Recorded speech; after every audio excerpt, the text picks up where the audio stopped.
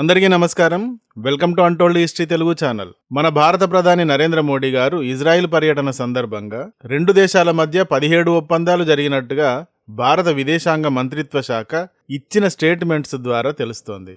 మోడీ గారు ఇజ్రాయెల్ టూర్కి ఫిబ్రవరి 25, 26 తేదీల్లో వెళుతున్నారు అన్న న్యూస్ బయటకి వచ్చిన దగ్గర నుండి రెండు దేశాల మధ్య ఒక కీలక ఒప్పందం జరగనుంది అన్న ప్రచారం జరిగింది. అది ఏమిటి అంటే ఇజ్రాయెల్ వద్ద ఉన్న ప్రతిష్టాత్మకమైన ఐరన్ డోమ్ని భారత్ కొనుగోలు చేస్తుంది. అందుకు సంబంధించిన మ్యానుఫ్యాక్చరింగ్ అంతా కూడా భారత్లోనే జరుగుతుంది. టెక్నాలజీ షేరింగ్ జరుగుతుంది. ఇది భారత్ డిఫెన్స్ టెక్నాలజీకి అండ్ భారత్ డిఫెన్స్ పవర్ కి కీలకం అవుతుంది. పాకిస్తాన్, చైనాల లాంటి వాటికి షాక్ అవుతుంది అంటూ న్యూస్ వచ్చింది. అయితే ఇప్పుడు విషయం ఏమిటి అంటే ప్రస్తుతం భారత ఇజ్రాయెళ్ల మధ్య జరిగిన 17 ఒప్పందాలలో ఐరన్ డోమ్ ప్రస్తావన లేదు. మరి భవిష్యత్తులో దీనికి సంబంధించిన ఒప్పందానికి సంబంధించిన డీల్ జరుగుతుందేమో గాని ఇప్పుడైతే ఈ 17 ఒప్పందాలలో ఇది లేదు. మరి దీని గురించి ఎందుకు లేదు, అసలు ఐరన్ డోమ్ అంటే ఏమిటి, మన భారత వద్ద ఉన్న సుదర్శన చక్ర అంటే ఏమిటి అనే విషయాలను గురించి ఈ వీడియోలో చూద్దాం.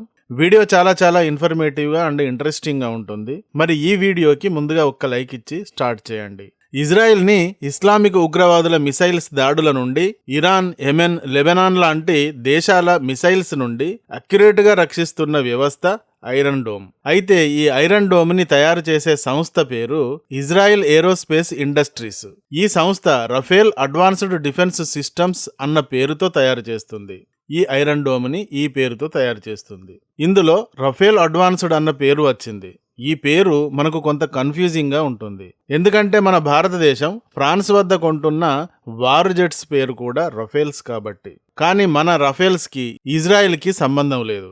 Iron dome Israel aerospace defence system industry తయారు చేస్తోంది రఫేల్ సిస్టమ్ పేరుతో, అంతే. అయితే ఇందులో అతి ముఖ్యమైన తెలుసుకోవాల్సిన విషయం ఏమిటి అంటే ఐరన్ డోమ్ తయారీకి సంబంధించిన వ్యవస్థలో కీలక భాగస్వామి యుఎస్ ఈ వ్యవస్థ తయారీ కోసం భారీగా ఫండింగ్ ఇచ్చింది. Technology, interceptor components, guidance systems లాంటి అన్ని రంగాలలో కూడా యుఎస్ ఇజ్రాయెల్ తో షేరింగ్ చేసింది. సో ఇది ఇజ్రాయెల్ అండ్ అమెరికాల కంబైన్డ్ ప్రాజెక్టు. కాబట్టి ఐరన్ డోమ్ కు సంబంధించిన ఎలాంటి నిర్ణయమైనా ఇజ్రాయెల్ తీసుకోవాలి అంటే యుఎస్ పర్మిషన్ తీసుకోవాల్సి ఉంటుంది.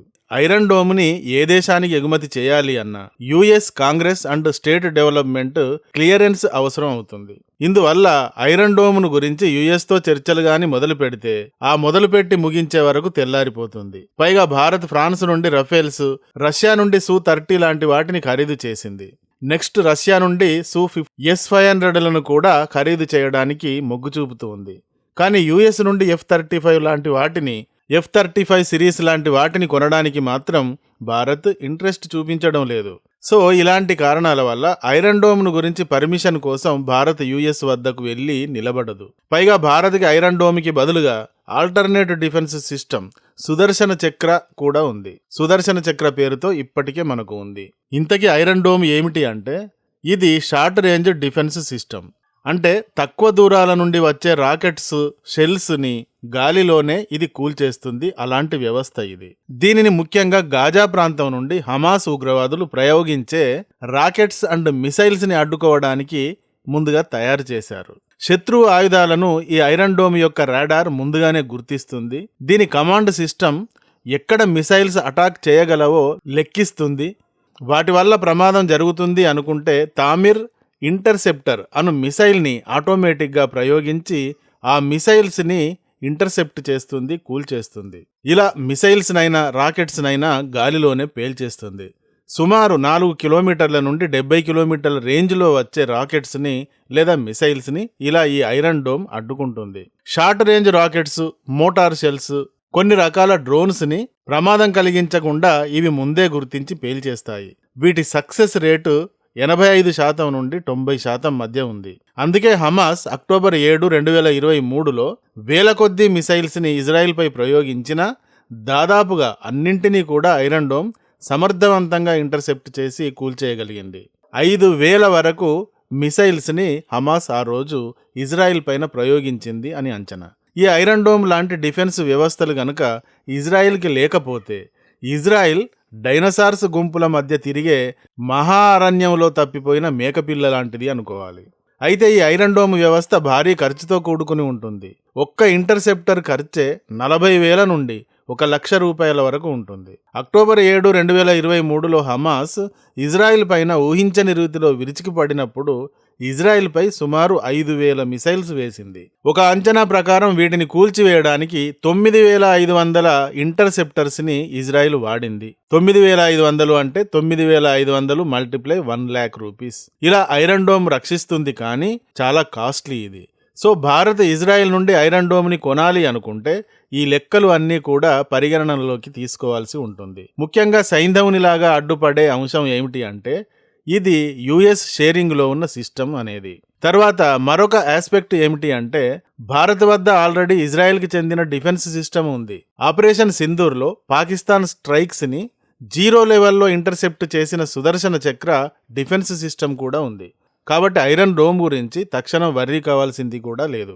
ఇజ్రాయెల్కి చెందిన బరాక్ 8 దీనిని ఎల్ఆర్ శామ్, ఎంఆర్ శామ్ అంటారు. ఇది 2 విధాలుగా పనిచేస్తుంది. పవర్ఫుల్ డిఫెన్స్ సిస్టమ్ ఇది. దీనిని జాయింట్గా భారత్, ఇజ్రాయిల్ కలిసి డెవలప్ చేస్తున్నాయి. Defence research and development organisation of India అన్న పేరుతో డెవలప్ చేస్తున్నాయి. దీని రేంజ్ 70 కిలోమీటర్ల నుండి 100 కిలోమీటర్లు ఉంటుంది. Indian navy, Indian air force, Indian army వీటిని ఉపయోగిస్తుంది. ఇవి కాక హెరోప్ డ్రోన్స్ కూడా ఇజ్రాయిల్ నుండి భారత్ కొనుగోలు చేసింది. ఆపరేషన్ సింధూర్లో బరాక్ 8 అద్భుతంగా ఉపయోగపడింది.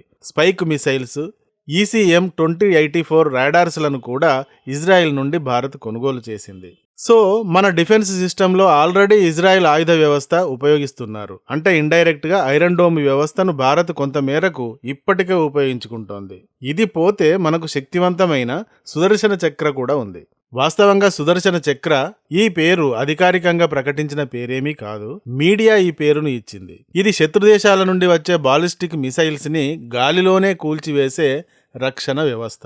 దీనిని మన DRDO డెవలప్ చేసింది. ఈ రక్షణ వ్యవస్థలో పృథ్వీ ఎయిర్ డిఫెన్స్ ప్యాడ్ ఉంటుంది. ఇది ఎత్తైన ప్రాంతాల నుండి వచ్చే మిసైల్స్ ని ఇంటర్సెప్ట్ చేస్తుంది. అలాగే అడ్వాన్స్డ్ ఎయిర్ డిఫెన్స్ ఉంటుంది, అంటే యాడ్ ఉంటుంది. ఇది తక్కువ ఎత్తు నుండి వచ్చే వాటిని ఇంటర్సెప్ట్ చేస్తుంది. ఇందులో లాంగ్ రేంజ్ మిసైల్స్ ని గురించి రాడార్ వ్యవస్థ ఉంటుంది. అటాక్స్ డిస్టెన్స్ ని లెక్కించే వ్యవస్థ ఉంటుంది. 0 లెవెల్ ఇంటర్సెప్ట్ చేయగల కంప్యూటింగ్ వ్యవస్థ ఉంటుంది. 2,000 కిలోమీటర్ల దూరాల నుండి వచ్చే మిసైల్స్ ని కూడా ఈ సుదర్శన చక్ర ఇంటర్సెప్ట్ చేసేలా డిజైన్ చేయడం జరిగింది. ఇందులో S-400 ఆకాశ్ మిసైల్స్, బరాక్ 8 ఇలాంటి డిఫెన్స్ వ్యవస్థలు లేయర్స్ గా ఉంటాయి. సో మన సుదర్శన చక్ర మోస్ట్ పవర్ఫుల్ గానే ఉంది. ఈ విషయం ఆపరేషన్ సింధూర్లో పాకిస్తాన్ని ఊచకోత కోచిన సందర్భంగా మనకు అర్థమైంది కూడా. ఇది అంతా ఫేజ్ 1 గా చెప్తున్నారు. ఇప్పుడు ఫేజ్ 2 డెవలప్మెంట్ కూడా జరుగుతోంది. అంటే ICBM inter continental ballistic missiles స్థాయి మిసైల్స్ ని కూడా ఇంటర్సెప్ట్ చేసే డిఫెన్స్ సిస్టమ్ ని ఏర్పాటు చేయడం గురించి ఇప్పుడు జరుగుతోంది. దీనిని ఫేజ్ 2 అంటున్నారు.